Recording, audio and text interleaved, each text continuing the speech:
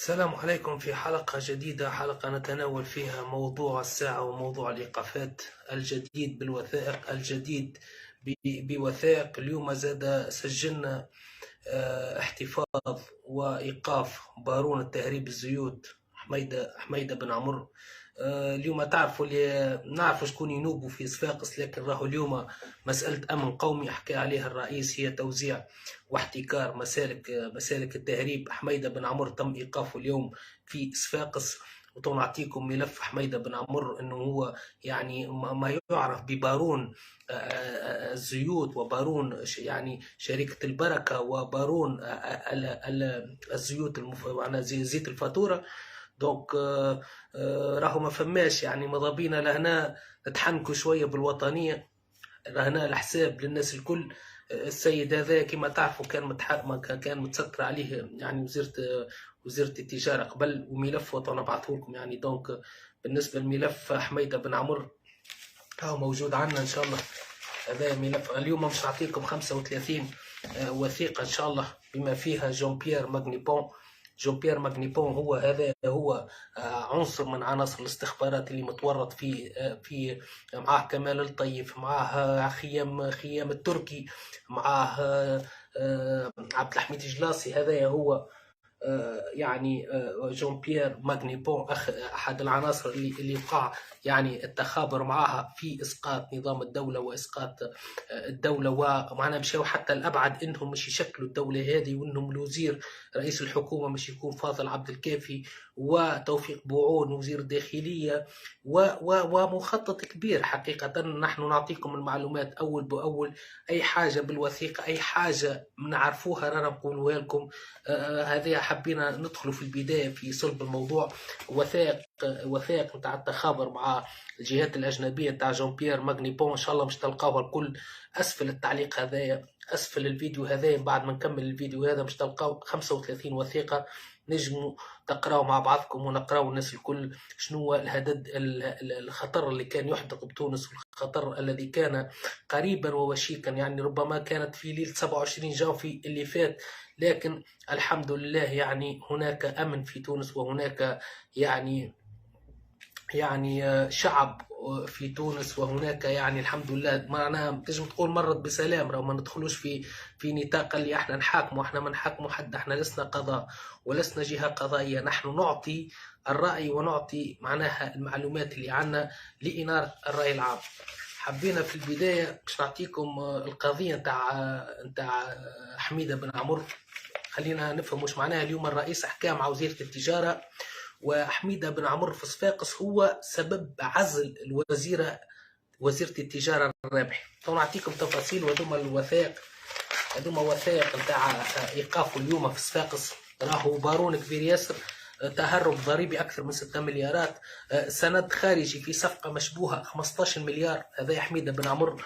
خلينا نعطيكم تفاصيل قضيه هي تعود يعني من إقالة وزيرة العدل وزيرة التجارة الرابحي، واليوم قابل الرئيس وزارة التجارة ولمح لمسالك البيع، وأول إيقافات كانت في صفاقس مع حميدة بن عمر. حبينا نذكروا لحميدة بن عمر هو عنده شركة أبو الوليد لتكرير الزيوت، ورئيس الغرفة الوطنية لأصحاب المصانع استخراج زيت الفاتورة بصفاقس باتحاد التونسي للصناعة والتجارة. وعنده زاد يعني ربما عنده حسب المعلومات اللي عندنا التفتيش منذ أشهر، وأمضى على وثيقة رسمية في المنزل بتعليمات معناها كذا كذا دون جلسات تمهيدية بأهل الاقتطاع، ويستغل صفة رقابية لا فائدة منها. ثم أنه في يوم 5 ديسمبر والمتهم المدعو هذا محمد بن عمر يفتح سند ب 15 مليار لتصدير كميات الزيت قبل يومين من توقيفه. يعني لهنا هذايا تسترت عليه وزيرة الخارجية. هذايا المضاء نتاع الرابحي اللي تشدد اللي تم عزلها وزيرة التجارة. تذكروا القضية هذه قف عليها الرئيس شخصيا، وهذايا قرار نتاع السند الخارجي اللي ضمنته وزيرة التجارة المقالة الرابحي. ولهنا نشوفوا فضيلة الرابحي كيفاش عطات زيت الفاتورة الخام بالبنت التعريفي 151.01. هذايا حول تتبع تصدير زيت الفاتورة وزيت فاتورة الخام. دونك ملف كبير أكثر من 15 مليار. لهنا زاد باش نعطيكم تدليس لحميدة النيفر. تدليس هذه وثيقة التدليس اللي حصلنا عليها اليوم في ملف احتكار مسالك التوزيع نتاع الزيوت. هذا ملف التدليس هذا. يعني اليوم حميدة النيفر للاسف معنا فما ناس مضابينا ما نغطيوش حين الشمس بالغربال وما نقولوش ثم قضاء خليه يخدم خدمته. فما وزيرة التجارة قبل زاد تسترت على الموضوع هذايا. فما بيانات فما معلومات فما وثيقة مدلسة وثيقة ديوانية مدلسة في صفاقس. دونك بارون كبير لهنا راهو هذه قضية وطنية والقضاء يخدم خدمته ما غير لا نبيضوا عباد ولا نكحلوا عباد ولا نسودوا عباد. هذه مشكلة التوانسة. هذا تابعني وهذا تابعني لا لهنا عايش بابا عايش خويا الله يحفظكم يا توانسة. إذا كان تحبوا نخدموا خليوا القضاء ياخذ مجرى. دونك راهنا مش بالساهل. الرئيس يستدعى وزيرة التجارة واليوم تم إيقافه في صفاقس حميدة بن عمر. نمشيو للملف اللي بعده. ربما باش نقعدوا في التفاصيل وملف باش نخليه يمكن نور الدين البحيري اخر واحد. نبداو بالقضيه الحال هذه. القضيه هذه اللي هي سامحوني لحظه باش نعطيكم زاده قضيه هذا جون بيير ماغنيبون. هذايا اللي حكيت عليه الصحف الفرنسيه. هذايا تخلل تونس. هذا كان ديبيتي في 2014 ووقع يعني فسخه من قائمة تاع الانتخابات لأنه وقع تدليس الانتخابات. هذا عنده يعني ميولات وعنده أجندات خارجية. كان الاتصال مع خيام التركي يتعشى معاه. كان اتصاله مع وليد البلطي. كان مع إعلاميين في تونس. هذا جون بيير ماغنوبان. واتصال مع كمال الطيف خدموا عليه برشا. هذا جاء في نطاق شركة وهمية تدعى لا تي سي اف او اللي هي ديفلوبمنت فرونسيز تونيزيان. يعني في برقة على اساس باش يدخل يعمل مشاريع. كان معاه باتريك دانيال زاد باتريك دانيال شخصية أخرى. وكانوا دوما يعني يتردوا المنزل خيام التركي. وكانت هناك يقع معناها بلورة الأمور الكل في توزيع المسالك وتجويع الشعب التونسي. ثم التعيينات. المصيبة الكبرى أن هناك تعيينات كانت معناها مقسمين الجماعة محضرين رواحهم. وكان هناك بيان من ضغط من العلاقات هذه انه بيان يخرج في الاتحاد الاوروبي حال ما ينتهي قيس سعيد. يعني قيس سعيد لما يسقط تخرج بيان معناها بيان من الاتحاد الاوروبي معناها وكيفاش الفرضيه اللي حبوا يعملوها. وخدموا زاد على تأجيجها من الشارع التونسي. خدموا على الاتحاد. خدموا على كل يعني اللي اجوا بها الراي يعني الراي التونسي الراي الشارع التونسي. وهذا دانيال ماغنوبان. فانا بعث لكم برشا تقارير لهنا تشوفوا التقرير نتاعو. لهنا السيركل هذا اللي مدور على دانيال ماغنوبان اللي هو تخلل تونس في شركة وهمية وتخل لتخابر مع جهات أجنبية كما كمال الطيف وكما خيام التركي ووليد البلطي. زاد وليد البلطي متورط في القضية. أشرف بربوش متورط في القضية. حكيم حمودة زاد متورط في القضية. وعماد مرزوق على ما أظن. هذوما كانوا يلتقيوا في دار عمر الخيام لهنا. وتلقى لهنا بالسيركل هذايا يعني انه على في نطاق انه عنده شركه نتاع يعني سياحيه معنا مشروع سياحي في تونس في تبرقه وفي جندوبه. وهذا غير صحيح جدا. تاكد انه جون بيير ماغنوبان ما عنده حتى يعني دراسه للمشاريع اللي مش يعملها. كان السيد هذايا قاده معنا كان مش يجيب مهمه لتونس وتخابروا معاه الجهات هذوما. وهذايا التقارير تو خبطها لكم. هذوما التقارير هذايا تشوفوا لهنا هذايا جون بيير ماغنوبان. لهنا معناها تو تقراو مليح الفوق اللي بالسيركل هذوما تقراو اللي موجودين. هذايا زاد كيف. دونك لهنا العمليه لهنا نجم نقولوا اللي اللقاءات كانت تصير في دار خيام التركي. والمكالمات الهاتفيه اللي وقع رصدها ما بين عبد الحميد الجلاصي ما بين حتى نور الدين البحيري. تعدى اليوم على تدليس. هذاك تعدى من غادي لغادي. عنده اكثر من قضايا. تو نحكي لكم القضايا تاع نور الدين البحيري وان شاء الله معناها فهمتني يجي يخلطنا الوقت. ما نعرفش كان مش يقص البارتاج. حاولوا تعاونونا شويه، انا ما عمري لا نقول بارتاجي لي ولا اعمل لي، اما حاولوا مش يا ما نعرفش كيفاش يعملوا فيها المفيد. حاولوا بارتاج لو ماكس باش نستنفعوا الناس الكل. وبالله رسالة للناس اللي توا أو رشيد عمار طاح، أو شو اسمه طاح، أو فلان طاح، أو كل مرة واحد طاح. يا ولادي راكم انتم تضيعوا في رواحكم. يا ولادي راهو هذه الإيقافات ماهيش لعبة. يعني ماذا بينا ما عادش انت بلاد ومش تعمل تم القبض وتم كذا زايدة معناها زايدة. يعني خلي الناس تفرح، خلينا نفرحوا من غير كذب، خلينا نفرحوا من غير إشاعات. انت مش تكبر بارتاج ولا مش تعمل جامات مع تم القبض على فلان. تم القبض والاخر خرج يتكلم من داره، معناها عيب. ماذا بينا ما عادش نعملوها تم القبض. كي يتشد واحد ومعلومه ثابته نهبطوا نقولوا راهو تم القبض عليه، لانه برشا معلومات تم القبض راهو ما ثماش منها. كيما ديريارمون وليد جلد امس شو اسمه اللي قالوا عليه في شو اسمه البارح زاد في القبض ولا شنو. برشا قبض ما ثماش منها الحكايه. دونك ماذا بينا نتريثوا شويه ما نبداوش نكثروا في القبض. راهو القبض برشا، راهو يتفه الحكايه كيما الاعلام قاعد يتفه في الموضوع. انتم قاعدين تتفهوا في هذه حكايه القبض والقبض. ما كان تقبض ومعلومه صحيحه هبط. اما فلان او كذا او البارح ما نعرفش شكون او رشيد عمار او وليد جلاد هذا ماذا بينا نثبتوا برا به. ندخل الموضوع ديريكت على جون بيير. هذايا جون بيير جاك نوبان. هذا الاستخبارات وهو يعني استخبارات أجنبية وكمال طيف الكل متورطين مع السيد هذا. ومعه واحد اسمه دانيال باتريك ربما غادر أرض الوطن. هذا زاد مع شخصية واحدة أخرى دخلوا باسم الاستثمار في تونس، دخلوا باسم يعني مش يعملوا في جندوبة بما يعرف كرئيس لا تي اس اف او ولا معناها حاجه كيما هكا معناها التنميه الفرنسيه، ولكن ما فما حتى مشروع لا في تبرق لا في حتى شيء. هذا عدى بريود كامله في دار خيام التركي. كانت مهاتفات زاده في المحاضر البحث. تو نعطيكم زاد المحاضر البحث الاوليه اللي صارت فيها مهاتفات بينه وبين وليد المنصف البلطي من طرف فرقة هذه المحضر البحث اللي صار بينه وبينه.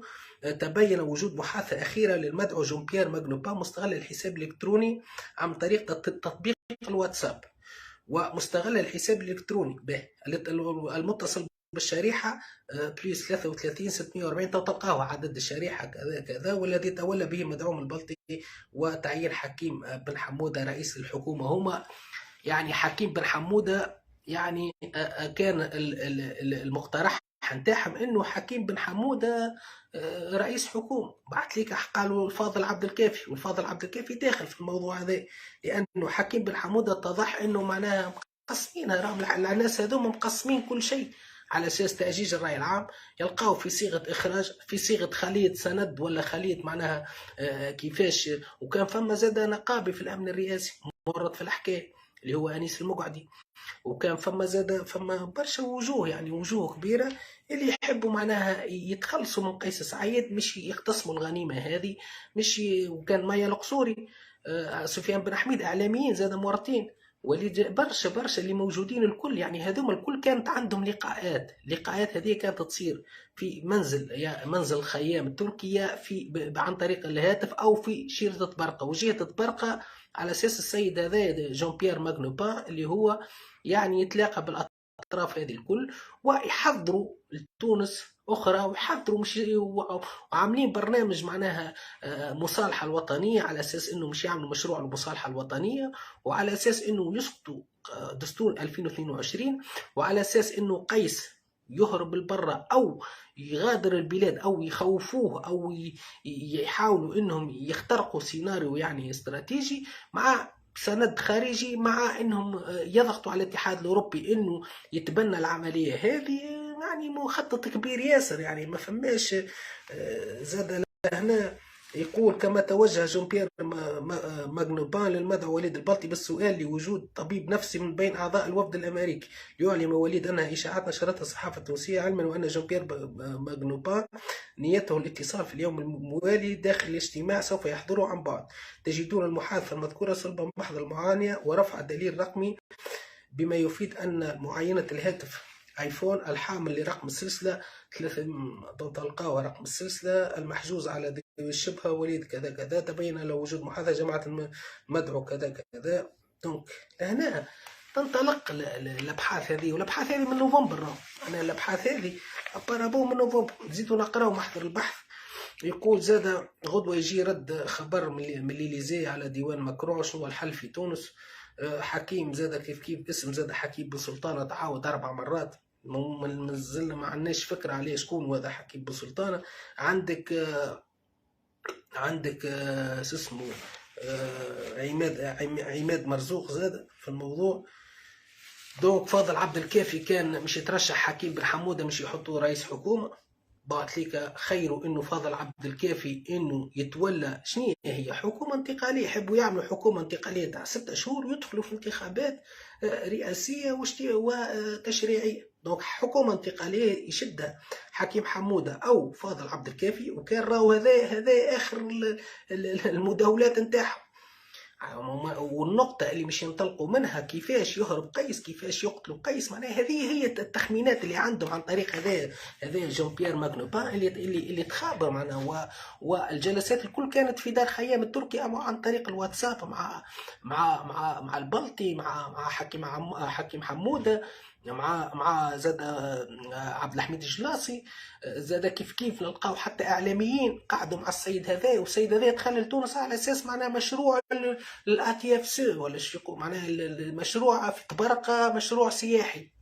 دخل لتونس على اساس مشروع سياحي. يعني هذا السيد ومعه واحد اللي غادر تونس اللي اسمه دانيال باتريك. دونك هذوما اسماء اجانب اللي اكثر ناس ترددوا في منزل خيام التركي، وكانت سيارات تنقلهم يعني بلوحات منجميه اجنبيه. لوحات مجنبيه معناها سامحوني قلنا في على وجه الاكتراء يعني تورستيك.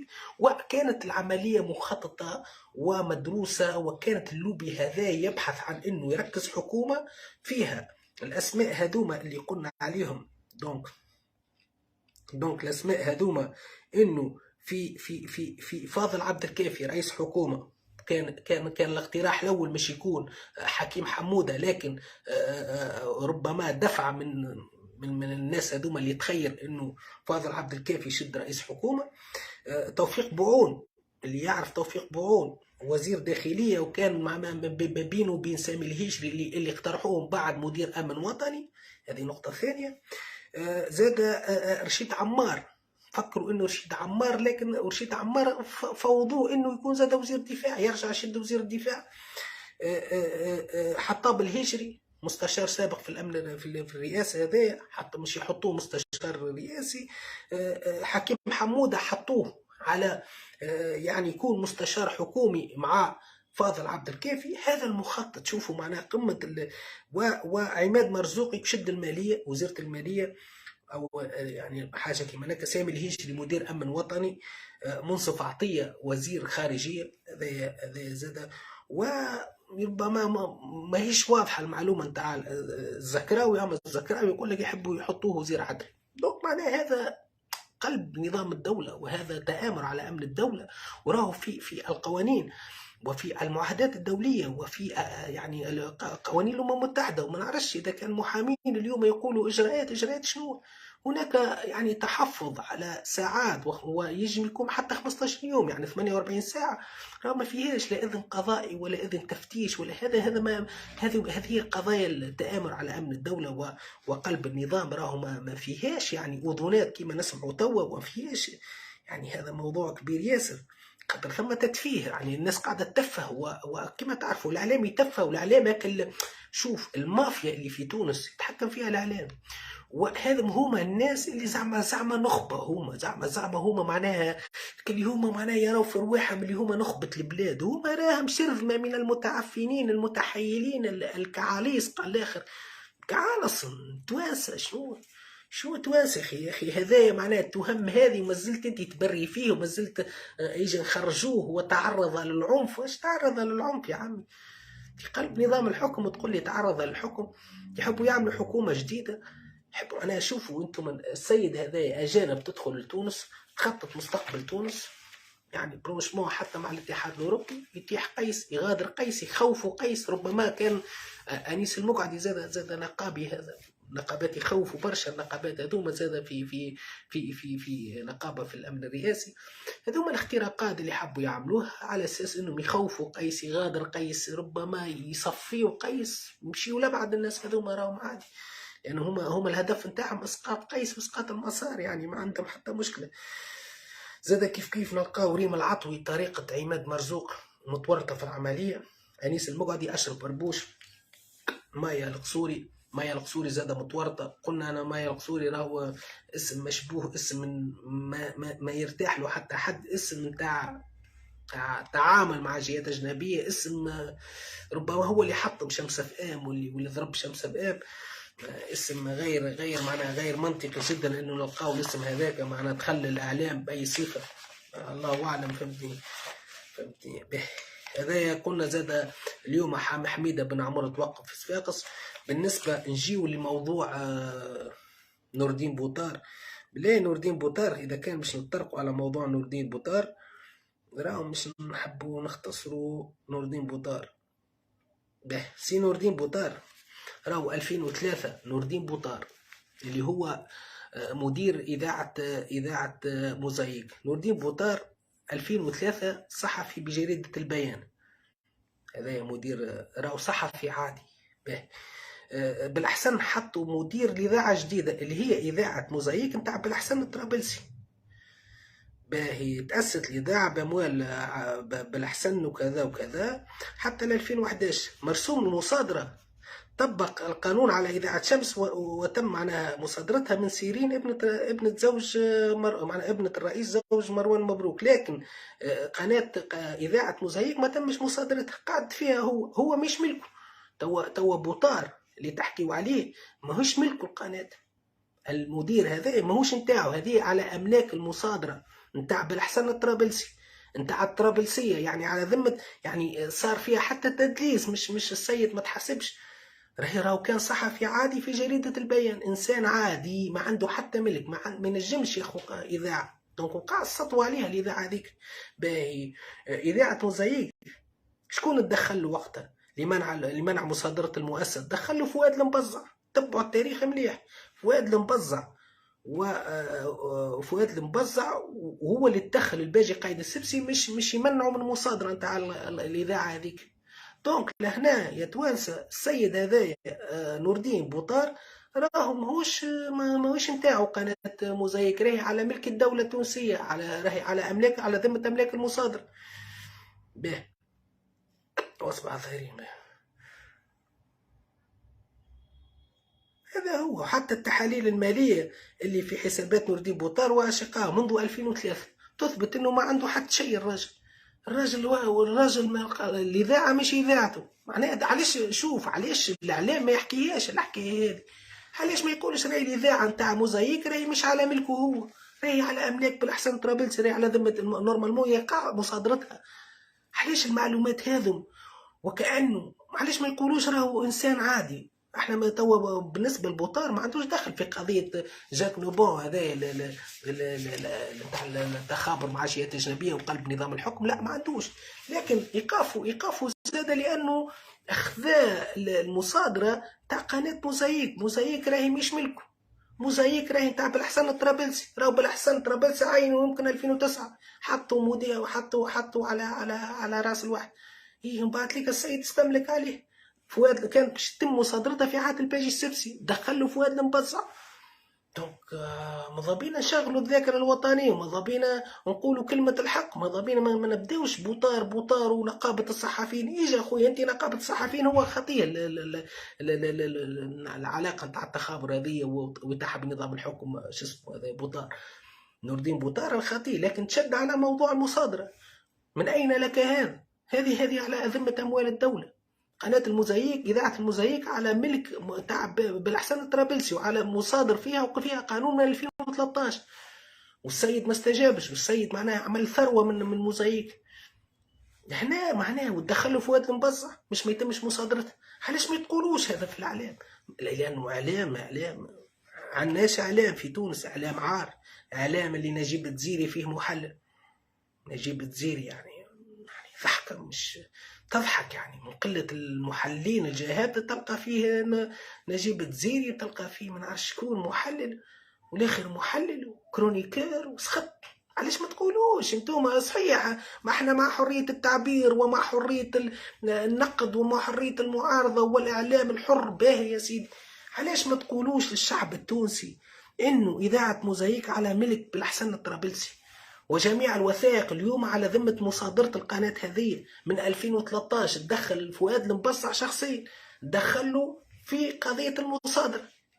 علاش ما تقولوش اني ماهيش الاذاعه نتاعو، ماهيش ملكه؟ علاش ما تقولوا راهو كان جرد صحفي بسيط في جريده البيان، وكان بالجريديات حتى الاموال نتاعو والمصاريف نتاعو ملي قبل يشد ياخذ القناه هذه كان تحت الصفر. علاش ما تقولوش الكلام هذا؟ علاش ما تجيوش العباد يقولوا يا ناس راهو احنا مع حرية التعبير؟ راهو بوطار خطير قضية. خلينا نفصل المواضيع في بعضها. راهو هو بعيد على موضوع التآمر والتخابر مع جون بيير ماغنوبون ولا دانيال باتريك ولا كمال طيف ولا عبد الحميد. هذا بعيد عن ملف واخر، ملف مصادر. إذاعة موزايك ليست ملك اسمه بوطار، وبوطار كان عنده انتماء، قاعد تحت علفة الإخوانجية 8 سنين، مش ما يعملولوش المصادرة، وعطاوه قرض وعاونوه وخباو عليه وتستروا عليه. علاش الروايات هذه اللي هي حقيقة ثابتة علاش ما تحكيوهاش انتم؟ علاش ما تقولوش راهو كان راقد تحت نعش النهضة، مش ما يضربولوش ما يشدوا؟ خاطر قانونيا قيس سعيد، اذا كان تحبوا نحكيو بالمنطق، قانونيا اذاعة الموزايك للدولة. اذاعة الموزايك لازم لابد من مصادرتها كمؤسسة. شمس فام تصادرت تاع سيرين بن علي، زوجة مبروك اسمه مروان بن مبروك، بنت اخت مروان بن مبروك. دونك لهنا ما ضبينا ما نغلطوش التوانسه. ثم برشا حقائق ما تلقاهاش في الاعلام، تلقاها يمكن على الفيسبوك، يمكن احنا ننوروا. احنا لا حشتنا لا بجام ولا بارتاج، احنا حشتنا هدف، عندنا هدف معين. ما عندناش لو نسبة مشاهدة ولا نحبوا فيسبوكات ولا نضربوا الفيسبوكات، لكن عندنا تنوير لازمنا نقولوه للرأي العام. ماذا بينا ماكس بارتاج اللي تبع فينا مازالت الحلقة ماكس بارتاج باش نكملوا زادة. احنا قلنا هذايا خلينا نكملوا مع دانيال ماغنوبان. هذايا هو الشخصية اللي تآمر على أمن تونس وحبوا يعملوا محاولة انقلاب. هذايا اللي كان همزة الوصل ما بين كمال طيف وكان يجي العمر الخيام في منزله ويتلاقى مع إعلاميين تونسيين في قلب نظام الحكم وفي إلغاء دستور 2022، ثم التخلص من قيس سعيد وحكومة انتقالية يشرف عليها فاضل عبد الكافي، حكيم حمودة، واعطيتكم الاسماء هذوكم كلهم. يعني تشكيلة محضرين رواحهم، كبوا يعملوا نهار 27 يمكن ما نجحتش، وكانوا يمشيوا على تأجيج الرأي العام، تجويع الشعب التونسي، الإعلام مساندهم، كل اللي يعني معناها العوامل نتاع الانقلاب على الحكم كان يخدموا به حتى يسقطوا النظام هذايا ويسقطوه عن طريق السيد هذايا ولا المجموعات الأجنبية اللي كانت تجي. دونك هذا كل شيء موثق، وإن شاء الله زاد كالعادة نذكر لكم ب سامحوني لحظة، هذوما زادة باش نبعثوه لكم في هذوما زاد محاضر بحث تنجموا تشوفوهم، لانه عادي راهو اذا كان الواحد يحب يطلع على محاضر بحث ما فيها حتى مشكل، عادي جدا. يعني ممكن ماناش باش هذه سري مطلق وهذه كذا، يزيونا من حكايه سري مطلق وسريه التحقيق. سريه التحقيق تمشي اذا كان معناها عادي، اذا كان مواضيع تتطلب سريه التحقيق عادي ما نعقدوهاش. التوانسه ما وقت التوانسه عندهم الكذب والتحيل والتزنبيع والطبلعيط، التوانسه معروفين اكبر متحيلين التوانسه. وعلاش شكون عطاك الوثائق وشنو سريه؟ هذه الطبقه السياسيه راهي متحيله، طبقه يعني دمرت تونس. الطبقه هذه رد بالك لا تصدق سياسي، راهو اسقط مله، وراهو صدقوني يا تونس دمروها كانها الطبقة السياسية والإعلام هذا، لأنهم حقيقة مافيا. نعيش في زمن المافيا، والمسار هذا مش يتعثر، مسار دولة تحرك على الشيء اللي قاعدين نشوفوا فيه. دونك هذوما تجم تشوفوا زاد معناها الاتصالات اللي كانت ما بين وليد البلطي، حكيم حموده، فاضل عبد الكافي، الكلهم بالارقام تليفوناتهم، جون بيير ماغنوبان اللي حكيت لكم عليه، وباتريك دانيال زاد اللي ماهوش موجود على ارض الوطن. ربما توقف السيد هذا الاجنبي، ولكن دانيال باتريك غادر ارض الوطن. هذوما كل الاتصالات اللي معاهم كيفاش حبوا يلعبوا لتوفيق شرف الدين، زاد كيفاش تكون معناها كيفاش يحبوا يعملوا بيان في صورة ما نجحت العملية وطيحوا قيس سعيد من داخل أو يعني بالطريقة نتاعهم، إنهم كيفاش يعملوا إنه يلقاو مساندة من الاتحاد الأوروبي في محاثة يقول وكذا، خاطر شرف الدين في وزارة الداخلية كذا بالمدعو لا تفهمنا عليه معاه الطور يقولوه. هذه مكالمات بيناتهم. به توا باش نجيو نور الدين البحيري. خلينا نجيو لنور الدين البحيري. اليوم نور الدين البحيري تم ايداعه للسجن كالعاده. الرجل راه مورط برشا قضايا. انا اليوم مش نستعرض عليكم ابرز جرائم بوطحش، ابرز جرائم بوكرش، ابرز جرائم السفاح المجرم نور الدين البحيري. ما نعرفش علاش التوانسه انتوما معناها وكانه احنا ولينا شياطين ونظلموا في الناس. السيد هذا راهو تعرفوا قضيته وش عمل في السجون، تعرفوا نور الدين البحيري كي كان يضرب البيروات على القضاة، يضرب عليهم يقول لهم راكم تحت صباط النهضة وهذا قضاة وشهادة من اليوم الدين. وانا حكيت حتى مع قضاة معناها، والقاضي مش بالسهل انه يعطيك معناها يقول لك راهو كان يضرب بالبيروات في كل قاضي. فهمتني؟ هذا الكلب العميل هذا باش نبداو الساعه بالاملاك اللي عنده. هذا 2012 شد وزير عدل، ساعه 2013 ملك 270 مليون ارض في شيره نور الدين ملك في شيره الفحص على ملك محمد مازن ابن نور الدين البحيري اللي تشد البارح. زاد نجلو تشد.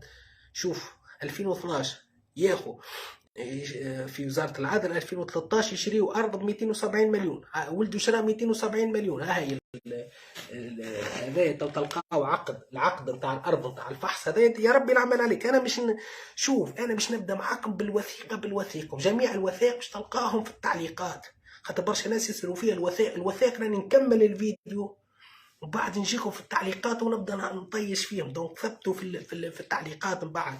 به حاولوا ماكس بارتاج. ما نعرفش علاش يحب يقص. اظن مش تقص الحلقه وين نوصل لنور الدين البحيري نكملوا نور الدين البحيري الحلقه هذه. ماذا بيكم ماكس بارتاج اللي يسمعوا فيا ثلاثه جروبات، بارتاجي في 3 جروبات 4 جروبات مش يقوى السينيال، لانه انا مانيش قاعد نسمع في شيء. ما نعرفش يمكن تسمعوا فيا ولا ما تسمعوش.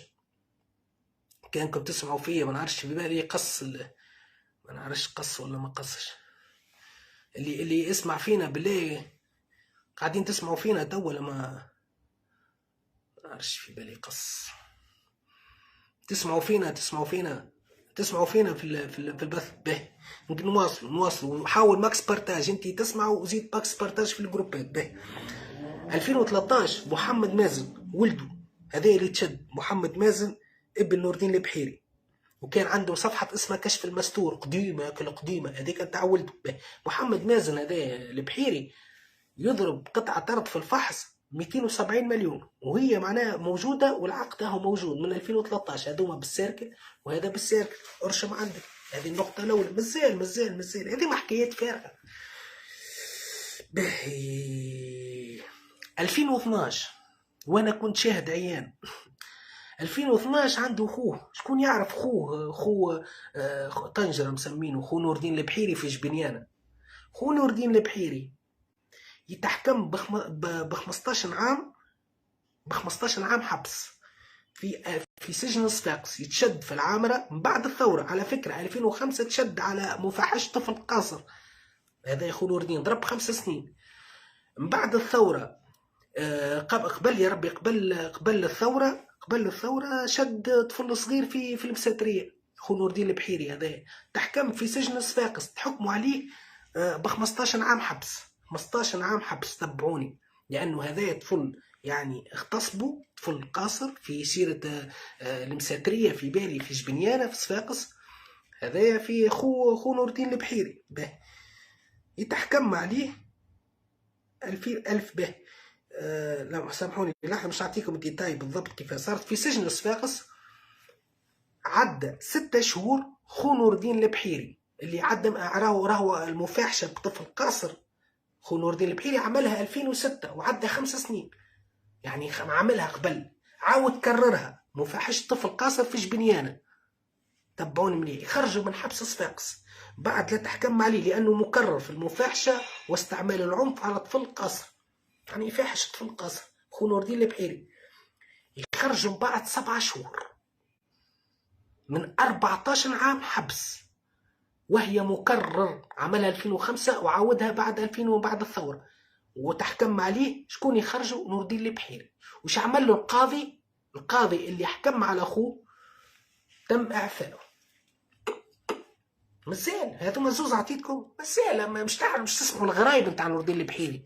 راه ما تنجمش حتى كلب في تونس، حتى مجمل تونسي مسخ نثاوي انه يشاهدني بالوثيقه، وانا تو نعطيك الوثيقه من سجن صفاقس، تو نعطيك حتى اسمه واسم السجل العدلي نتاعو. هذه وثيقه ثابته، انا كنت حاضر شاهد عيان في الموضوع هذا وحكيت عليه برشا، مش حكيت عليك انا، اما هذا موثق. تو نحط لكم الوثائق نتاعو.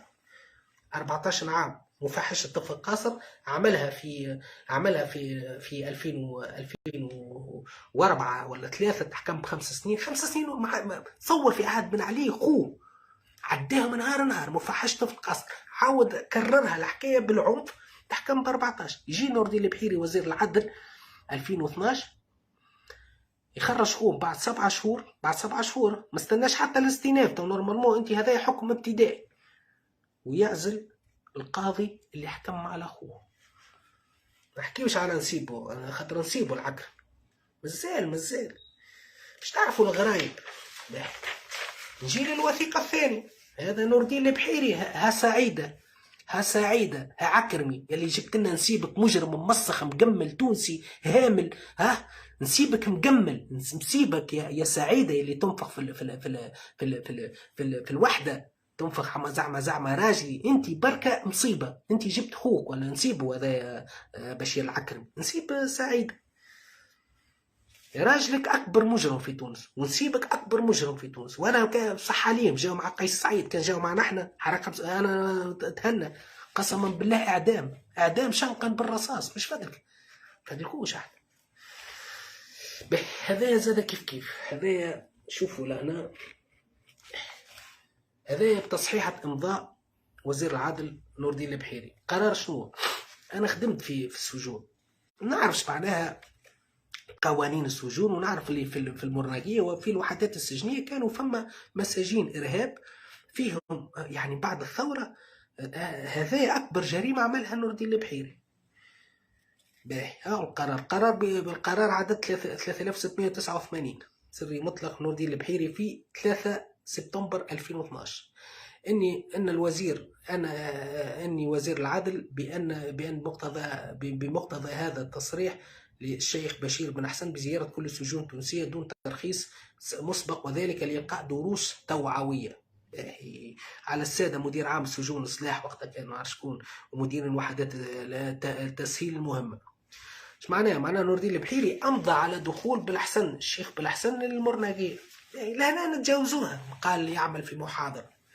انا عندي معلوماتي وانا كنت شادد، يعني انا الاستعلامات والباجاج نتاع السجون في تونس الكل معناها نكور بيهم تكوير، يعني الارهاب واللي تتصوروا فيه انتم.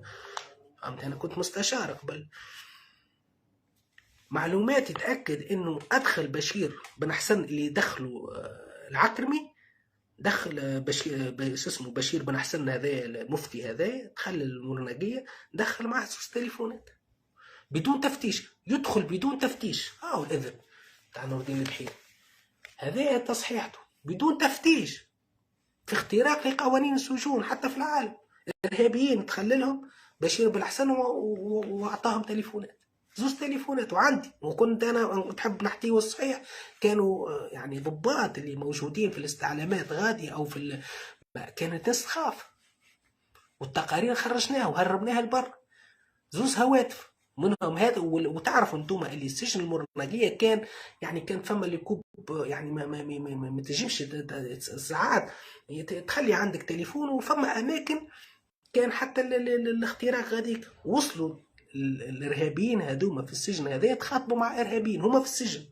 هما في السجن ارهابيين يتخاطبوا مع ارهابيين بالهواتف اللي دخلوها هذو، دخلها سي نور الدين البحيري اللي امضى عليه الترخيص نتاعهم.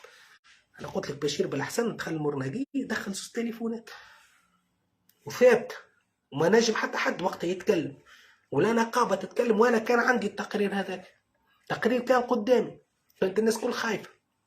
نحكيو في تاريخ الذاكره الوطنيه، انا كنت مستشار ونعرف اللي المعلومه هذيك معلومه ثابته. شدوهم بالتليفون بدون تفتيش، بتفتش ريت يدخل 7 تليفونات، يدخل 8 ارهابيين. عمليه ارهابيه كانت تنفذ من سجن المرناقيه للشعب، مكالمات هاتفيه سجلت من سجن المرناقيه للشعب. كلش كوب سيركوي وكلو فما اوقات يشتغل فيها الهاتف، فما اوقات يتنحى هذاك. واضح؟ هذايا للتاريخ. هذه الجريمة الثالثة قلنا نعطاها لولده، ولده خذا قطعة أرض ب 270 مليون في الفحص، دوم يا ربي الأعمال عليه في وزارة العدل. العقد اللي هبطوه هذا هو العقد، هذا العقد موجود بالسجل وبكل شيء. هذا في الدويرة الأداء، هذا باسم ولده، هذا يا ربي الأعمال عليه. قلنا زاد كيف باهي باش يجيك الردك صحيح. قال الآخر هذوما برقيات نتاع الانتدابات في السجون، وهي سري مطلق، وانا عادي جدا عندي 10 سنين تو وهبطها، وانا ما عنديش في مخي لا سري مطلق نعرف ثم حوايج ما تتحطش وثم حوايج تتحط عادي. فماش مع امن دوله ومع امن القومي مع ارهابيين كما هذا ما فماش حاجه اسمها بالنسبه لي انا. هذم الناس قتلوا الجنود نتاعنا، هذم الناس عندنا بيننا وبينهم دم. هذه برقيات نور الدين البحيري في السجون. باهي الانتدابات اللي عملها نور الدين البحيري، انتدابات عفو تشريعي اللي دخلوا للسجون. تفضل هذوما تنجم تقراهم. هذه الورقه الاولى، هذوما الانتدابات. هذه الورقه الثانيه، هذوما انتدابات نتاع نور الدين البحيري وتحقيق السجون بالعفو التشريعي. تفضل. باهي شكون يتذكر عبد المؤمن هذاك اللي هربته الفرفوري؟ هذاك عاون في السجون، هذاك اللي عامل شريعة الله أكبر وهربطه يمين الزغلامي. هذاك جابوا نور الدين البحيري. هذا من الانتدابات تاع نور الدين البحيري. تفضل. هذوما معناها بدون انتدابات دخلهم للسجون، إطارات وفي الاستعلامات وفي كل شيء، في كل الواحد في الإدارة العامة. هذم تعيينات أصنعوا على فكرة. أهو أكثر من 30 تعيين، أكثر من 30 انتداب، 30 انتداب في ظرف. شوف جاونا تكفيرين بدون بحث أمني، جاونا بدون حتى بحث أمني ما فماش. نور الدين البحيري حطهم 32 واحد عفو تشريعي اللي توقف فيهم وقفته الفرفوري، هربته الفرفوري. هذاك شديت عليه أنا. هذاك كان من جماعة أنصار الشريعة اللي عامل الدرابو. هذاك عبد المؤمن الجلالي حاجة كيما هناك. بوه كان في بنزرت شد 18 عام حبس. عبد المؤمن شكون يتذكرك؟ عبد المؤمن اللي وقتها يمين الزغلامي هربطه من المطار. هذاك عبد المؤمن. هذايا انتدابات دخلهم للسجون، إدارة السجون كلهم في الإدارة. 32 انتداب بدون لا بحث، كلهم من عفو تشريعي والكل واشتغلوا ارهابيين. هذا راجلك يا سعيد. انا جبت لك انا البرقيه من قلب الاداره. وعلى فكره الوثيقه هذه راي ما تلقاوها كان عند الخال، خاطر انا هربتهم البرا الكل نهرب فيه. تفضل. هذا من توقيت وقت اللي كان هو وزير عدل. هذا وثائق الكل. هذوما الانتدابات اللي عملهم، انتدابات لا عندهم بحث امني لا عندهم حتى شيء. وفيهم قلت لك عبد المؤمن جابر اللي ابوه كان في النهضه وشد 18 عام حبس في بنزرت.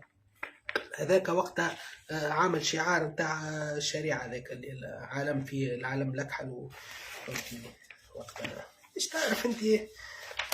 مازال به. نجيو الملف الرابع. مازال معناها نحكيو لك انا كان شنو الجرائم نتاعو. تعرف انتم نور الدين البحيري هو امير بن عروس، امير بن عروس من 2012 حتى ل 2015 مع طارق السعيدي والي بن عروس. قداش يعمل؟ حسب رايك مش نعطيكم انا ارهابيين اعطاهم رخص، ارهابيين عادوا من سوريا اعطاهم رخص، وهذا اللي الموضوع هذا يحكي عليه المرحوم يعني نقيب هذا الله يرحمه ان شاء الله في الحرس. وصورنا وقتها انا بعث لي كيفاش صوروا الحريقه في بن عروس. هذوما اسماء العفو والتشريع العام اللي اعطاهم رخص في بن عروس، وفيهم بعض الارهابيين. هذوما الليسته كامله نتاع رخص التاكسي. وكانش والي يقضي غاديك، يقضي كان نور الدين البحيري. راهو ما نبداوش نغطيو الشمس. هذوما الرخص نتاع العفو والتشريع العام كلهم من بن عروس. عفو التشريع العام هذوما اللي ترى فيهم الكل، هذوما اللي تشوفوا فيهم الكل. برشا سينيال قلت لكم اعملوا بارتاج. هنكملوا الحلقه هذه، حاولوا تعاونونا بالبارتاج في جروبات، كل واحد يبارتاج، يحاول طلع السينيال، طلع ما نقول نكملوا الحلقه ما نجمش. حاول طلعوا السينيال، طلعوا عاملوا القلوب ونعرف شنو، بارتاجي فهمتني. طلع اللايف. هذوما زاد اسماء الارهابيين اللي في بن عروس وقت اللي هو كان متسمي معروف امير بن عروس. نور الدين البحيري راهو هو اللي يحكم، فماش اللي يحكم عليه. هذوما اشتراهم ارهابيين عايدين من بؤر التوتر، واللي فيهم اللي تمتع بالعفو والتشريع. هذا من كل الليسته نتاع نور الدين البحيري اللي منح رخص تاكسي في بن عروس. هذوما الكل الليستات، هذوما كلهم الليستات تجمعوا تشوفوهم كلهم من حركه النهضه. عطاهم تاكسيات رخص تاكسي، عطاهم رخص سي نور الدين البحيري. مازال معناها الوثائق نتاع نور الدين البحيري مازالت معناها بالله. هذه زاد مش قلت لكم الانتدابات، راهو بعد كي نهبط لكم الوثائق تلقاو تصحيح نور الدين البحيري مش المدير العام للسجون. راهو جاب لنا 48 اطار انتدبهم نور الدين البحيري للسجون كلهم دواعش، هاك بما فيهم عبد الفاضل مؤمنك اللي هذاك طيحته اللي هربطوا الفرفوري، هذاك اللي متصور بداعش، كلهم تكفيرين وكلهم من جماعه. هذوما هما الانتدابات. هاكا هبطت لكم البرقيه نتاع السجون من قلب السجون، صحح فيها نورمالمون، يصحح فيها مدير عام سجون، لا صحح فيها البحيري، لا تفتيش ولا بحث امني ولا مشاو ترانا ولا حتى شيء، دخلهم للسجون كلهم من العفو التشريعي ومن الارهابيين. مازال هذا راجلك يا سعيد، هذا راجلك. خلينا نزيدوا بالله هذا نور الدين البحيري. هذوما كل الوثائق ان شاء الله مش تلقاهم، ان شاء الله الوثائق هذوما ان شاء الله مش تلقاهم. به نور الدين البحيري زاد ملف ثم قضيه نتاع البغداد المحمودي. وقت اللي بغداد المحمودي تشد في توزر زاد خلي الذاكر، وهذه في النيابه العموميه مش يبحث فيها في القريب العاجل. اول قضيه البغداد المحمودي، راهي نصف الليل كان ثم القاضي المعروف بوغديري ولا القديري يكلم القاضي القديري نصف الليل ودرجين يكمل يعمل تجديد للبغداد المحمودي. كان مش يخرج البغداد المحمودي، لا حطوا في الحبس مش يبيعوا الفجر ليبيا، هذه قضية أخرى وهذا موثق. والقاضي هذا البديري ولا معروف، قاضي معروف اللي تابعه، كلموا نصف الليل ونصف، مشى له سجن مرقيه، خلى معناها فضيحة.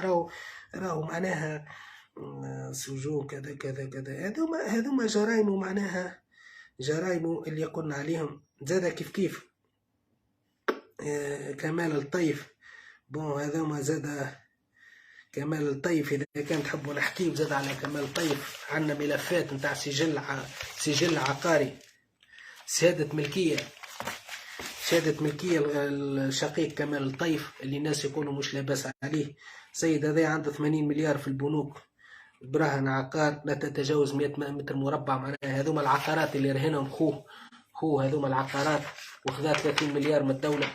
أنا هذه زاد هذوما سجل ملكية، تحصلنا عليهم سجل ملكية نتاع شقيق كمال الطيف. هذه من بنك الإيبي، من بنك التجاري، بنك صلاح الدين بن يوسف الطيف، 30 مليار بعقارات ما تسواش. يعني هذه زاد حبينا زاد نعطيكم الوثائق هذوما. هذا سجل العقاري. دونك شعلنا اخر نرجعوا لحميده بن عمر اللي اليوم توقف في صفاقس.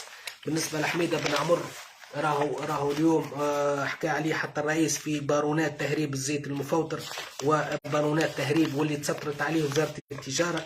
هذايا وعنده تدليس نتاع وثيقه ديوانيه مدلسه. هذه الوثيقه اللي تشد عليها حميد النيفر، اللي خذا سند خارجي بقيمه في احتكار الزيت المفوتر في ما يقارب 15 مليار، وتسترت عليه الوزيره. هي الوزيره كيفاش تعزلت من ملف حميده بن عمر اللي هو مهرب المحتكر الزيوت في صفاقس. حميده بن عمور صاحب شركه بالوليد تكريس الزيوت ورئيس الغرفه الوطنيه اصحاب الاستخراج الزيت المفوض باتحاد الصناعه والتجاره به. يوم 5 ديسمبر المتهم المدعو حميده بن عمر يفتح سند خارجي ب 15 مليار تسطرت عليه وزيرته. علاش هي تم عزلها؟ ملف تاع حميده بن عمر هذا هو ملف حميده بن عمر، صح عليه فضيله اللي طردها الرئيس، اللي عزلها الرئيس. هذا السند الخارجي اللي عطته، دونك تسترت عليه ومتورطه فيما يعرف بقضيه حميده بن عمر اللي توقف اليوم من قواتنا الامنيه. وكان حقيقه قرار اللي حكى عليه الرئيس وتم استدعاء، وربما اشار له بطريقه غير مباشره، لانه حميده بن عمر كان ملف كبير ياسر، وتم زاد مسك المدلس هذايا في الديوانه هذايا لحميده بن عمر. للاسف فما ناس يمكن من حق محامين يدافعوا عليه، دونك لكن زاد لكل حق حقه، ما ثماش اللعب في الامور هذه. زاد كيف ناس تقول على رشيد عمار ووليد جلاد نحاولوا نثبتوا من المعلومه، ما نزربوش، ما نقولوش تم القبض، رانا نميعوها، رانا نميعوا القضايا هذه. خليونا نفرحوا على قنطره صحيحه. المحاسبه ما زالت، اعلاميين زاد متورطين. مايا القصوري اكيد تو تسمعوا الاخبار، سفيان بن حميده، قائمه تاع اشرف بربوش، حكيم بن حموده، ريما العطوي، اسماء يعني هذوما الاسماء اللي قاعده تنسقط مع رجل الاستخبارات هذوما اللي قلت لكم عليه. هذا جون بيير ماغنوبان، هذا اللي دخل تونس باسم مشروع سياحي في إطبرقة، ولا يوجد أي مشروع سياحي، كل مشروعه هو الانقلاب على تونس. هذا هو جون بيير ماغنوبان. ان شاء الله نهبط لكم الوثائق هذوما، وان شاء الله الحصه فادتكم، وان شاء الله اول ايقاف رانا نهبطوه. راهي الايقافات احنا ما نهبطوش حاجه، تم القبض وتمش تلمد الجماعه، لمدتهم بعد هيك معناها تتقى روحك.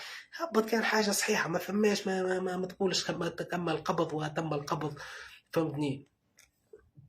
هذا هو ان شاء الله زاد هذه الحلقه كما قلت لكم. هذا هو المخطط نتاع التخابر مع جهات اجنبيه، مع كمال طيب وعبد الحميد، وكانت مهادفات. ان شاء الله محاضر البحث زاد مش تلقاهم في التعليقات اسفل الفيديو بعد ما نكمل، مش تلقاو مهادفات نتاع وليد البلطي، مش تلقاو الزيارات نتاع ماغنوبان ودانيال باتريك، اللي نقولوا اللي دانيال باتريك راهو خارج ارض الوطن. زاد كيف من الاستخبارات الاجنبيه كانوا مهمتهم اطاحه بقيس سعيد مهما كلف الامر، ويعملوا حكومه جديده فيها فاضل عبد الكافي وزير داخليه، وزير رئيس حكومه فيها زاد توفيق بوعون وزير داخليه، يعني اسماء كبيره جدا حقيقه.